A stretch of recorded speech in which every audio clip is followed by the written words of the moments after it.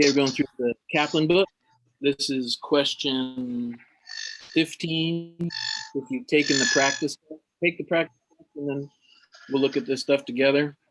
The figure I drew, actually, I forgot something. The figure I just drew just now is something like what that question is. It's slightly different. And there's the question that they're asking, and then there's the way they ask it. So the question they're asking is, what is the perimeter of this shape? Hold on, my dog's barking. Hey, relax. It's just geometry. All right. So whenever they ask perimeter is the fence. Perimeter is just the area around it. So all we do is pick a spot to start. That's just X marks the spot, and walk around it. That would be 8. Add up how far you go. 44. So 8 plus 12. That's 30. That'd be 44. Yep. So that would be 44. And that's some really good handwriting. But what the question is that how they ask is they took a geometry question and they layered some algebra on top of it. So this is doubling up the things. So what they gave us in the question on the test is they didn't give us one of the sides. They didn't give us this side, but they did say that the perimeter equals 44. What's the missing side? So this is one of those questions where they don't make the answer of the thing what they're asking. They're asking about one of the parts. So we have to reverse engineer it. So side, oops. My S's and my 3's always end up a little bit janky. Side 1 plus side 2 plus side 3, whatever, plus side 4 would be 30.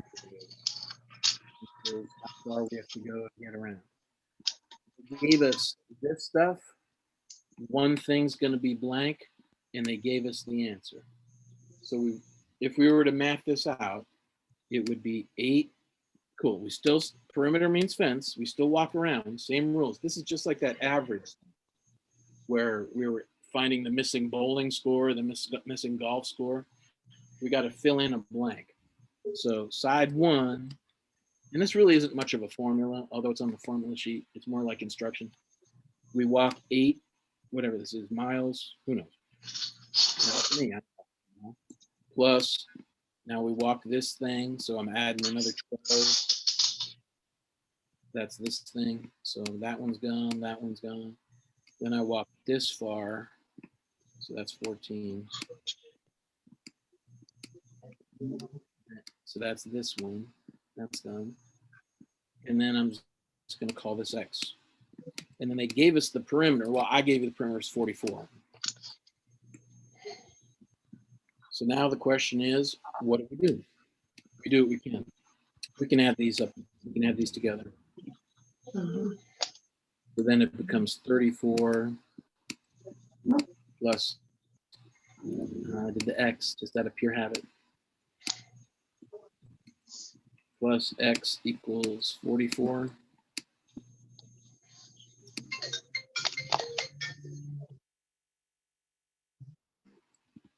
And we'll go. Now it's not multiplying. And whatever we do to one side, we got to do to the other. This side, we don't do math, we do crossing out. X comes on down. The right side is the honest math side. And that's how we reverse engineer and figure out what that is. So I'm gonna undo all of it, all the way back to the beginning. A bunch of clicking. I'm gonna make my dog bark. Nobody sees out there. It's at 1 o'clock.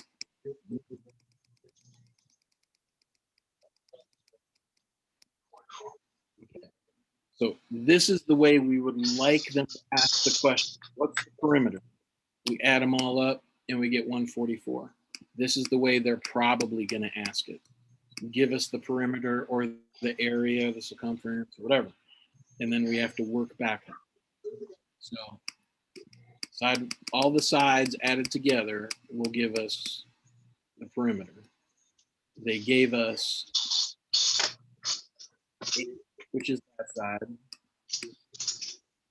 They gave us 12, which is that side. They gave us 14, which was that side.